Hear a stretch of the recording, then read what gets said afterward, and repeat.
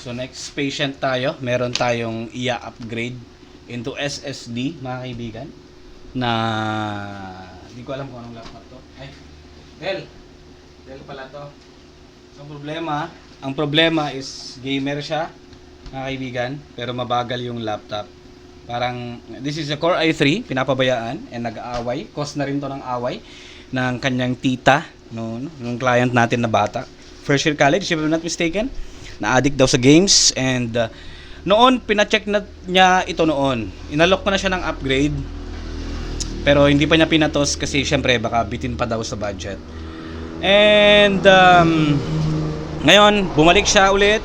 Hindi na siya nagbo-boot, as in blue screen na lang or minsan daw pumapasok sa main display pero what do you call this one? Mabagal, super bagal. Since kahit na naka-Core i3 to mga kaibigan, ang exact model Vostro 15 3000 series. Naka Intel Core i3 pero naka hard drive kaya mabagal siya.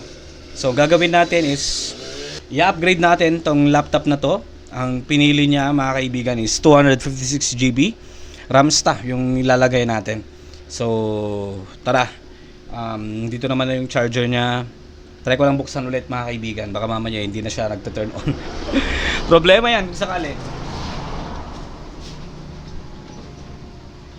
Ito ba yung charger? Okay, Dell. Pakita ko lang din sa inyo kung ano yung eksena niya. Turning on naman siya. Pero ang problema niya is super bagal. And it takes time to load this one up. Super bagal siya. And naka Windows 11 siya. Ang origin nito, if I'm not mistaken, is Windows 10.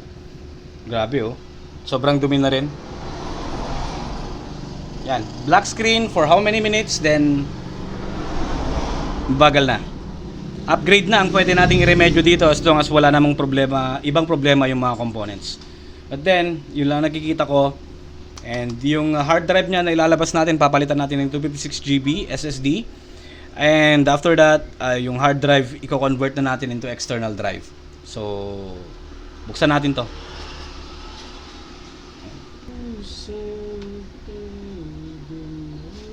Vostro.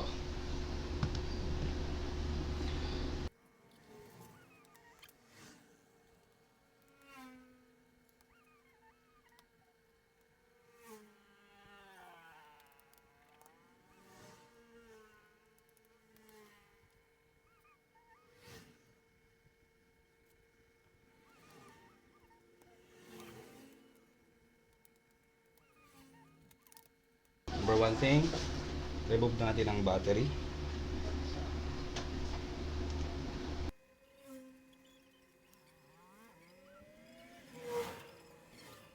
Kailangan natin i-detach yung battery. Tsaka natin palitan yung hard drive niya.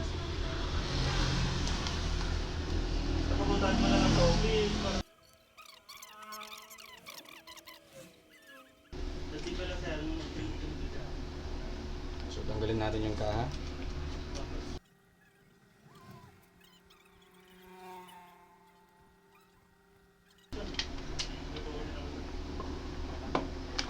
Grab na rin natin tong opportunity na to para linisan tong kanyang computer. After all, ang madumi dito lang naman sa may part ng fan. Okay? So remove natin to.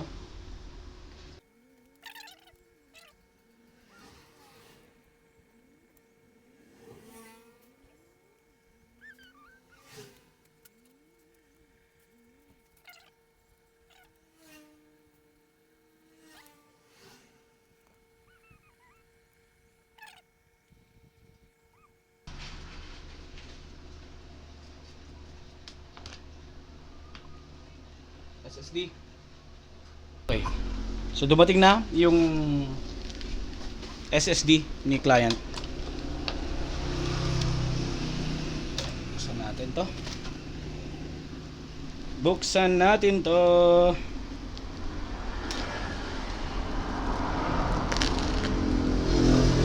You said baby no attachments.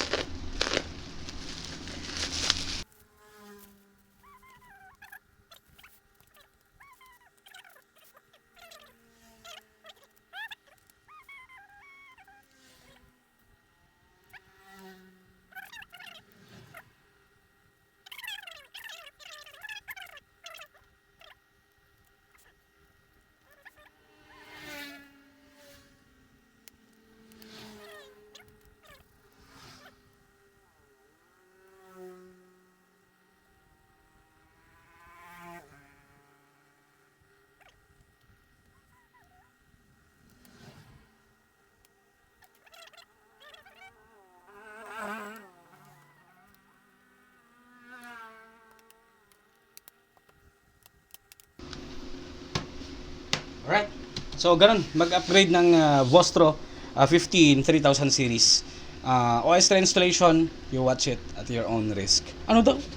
Yun lang. Bye!